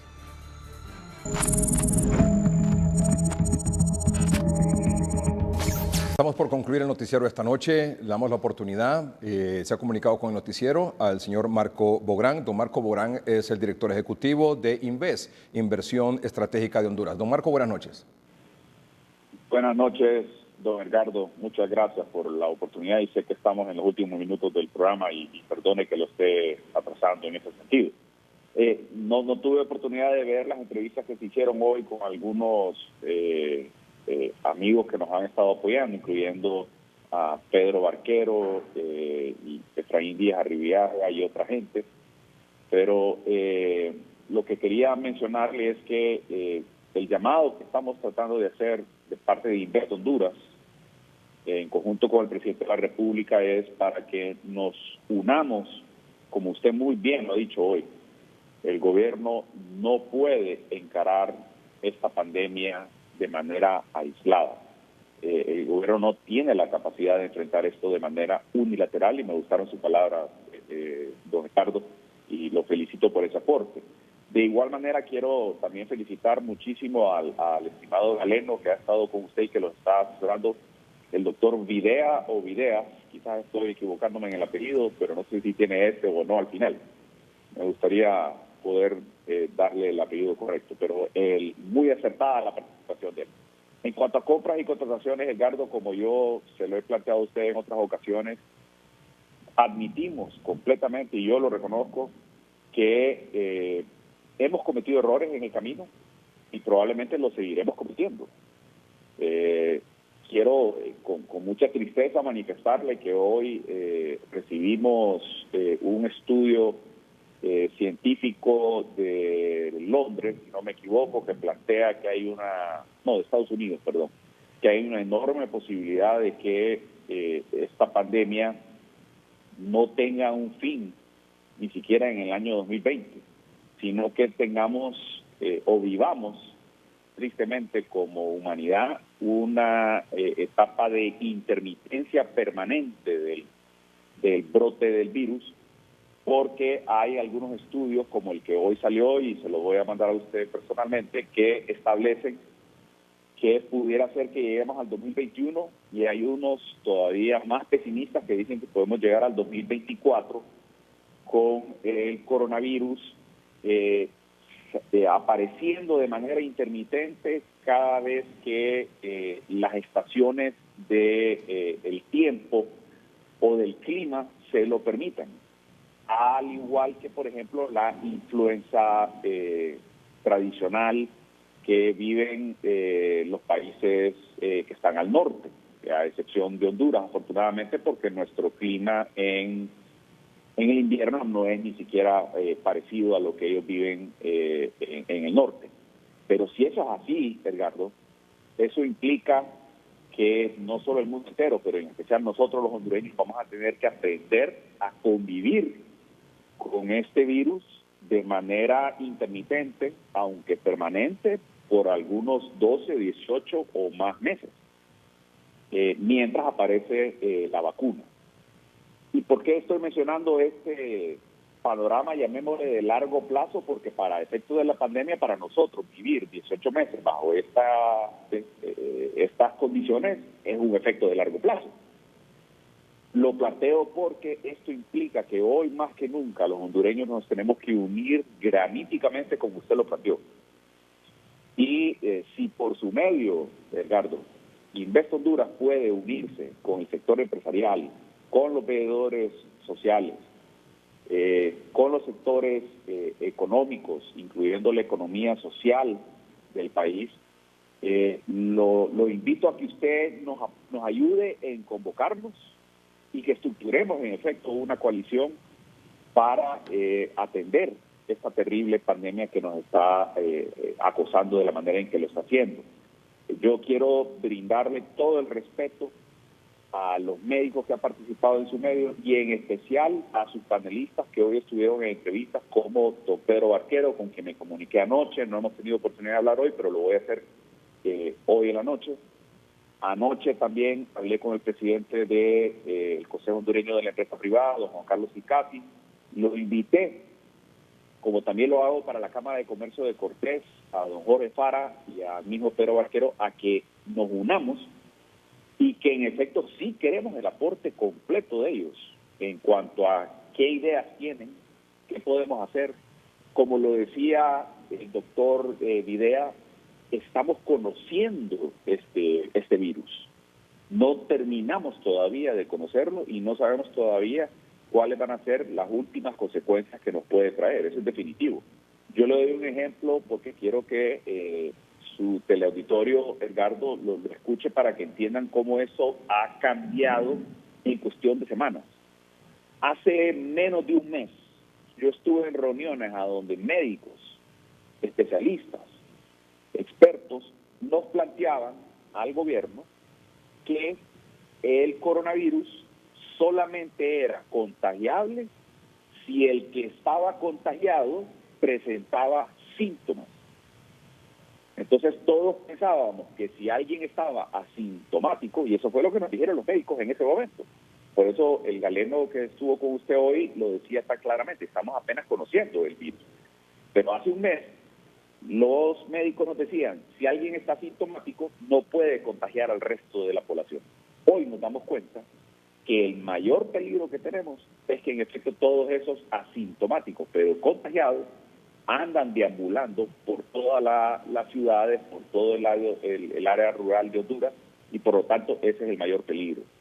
Pero quiero cambiar por completo mi estrategia personal, Edgardo, porque quiero decirle que he adquirido entre ayer y hoy, escuchándolo a usted, escuchando anoche a Renato, absoluta humildad frente a la ciudadanía, frente a los medios, para decirles que Invest Honduras está a la disposición de los veedores, del sector empresarial, y queremos trabajar directamente con ellos y que nos den sus ideas y que nos orienten en cómo podemos tomar las mejores decisiones. Admitimos plenamente, nos hemos equivocado.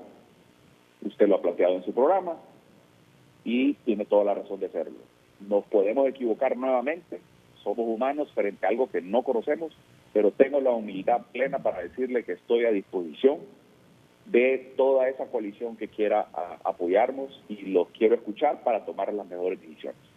Muy bien, muchas gracias, don Marco Borán. Mañana podemos continuar con este tema. Don Marco Borán es el director ejecutivo de Invest, Inversiones Estratégicas de Honduras. No hay tiempo para más, solo para agradecerle el favor de su atención. Buenas noches y que estén bien. Este es el resumen de noticias. Es el peor momento para abrir negocios, dijeron expertos en salud al reanudar operaciones hoy las ferreterías. Estamos en un momento crítico de la epidemia en nuestro país. Creemos de que más bien ahorita hay que apretarnos un poco más. Gobierno lanza manual de bioseguridad para ir preparando a las empresas al retorno paulatino y ordenado de las labores. Presidente Hernández asegura que continúa la cuarentena, que es obligatorio el uso de mascarillas y que el país debe volver a la normalidad de forma inteligente. Iglesia Católica pide que CNA y el FOSDE den seguimiento a compras e inversiones del Estado. Ser transparentes en los trámites y procesos administrativos. Hemos escuchado muchas voces cuestionando la forma desigual de la distribución de la ayuda. Y de última hora, el alcalde de Roatán, Jerry Hines, anuncia que mañana regresa el toque de queda a la isla acatando la orden del Ejecutivo y de Sinajer a nivel nacional. Con los 16 nuevos casos confirmados hoy, ya son 442 pacientes de COVID-19 en el territorio nacional, 391 activos, 10 recuperados y 41 fallecidos. Este fue el resumen de noticias.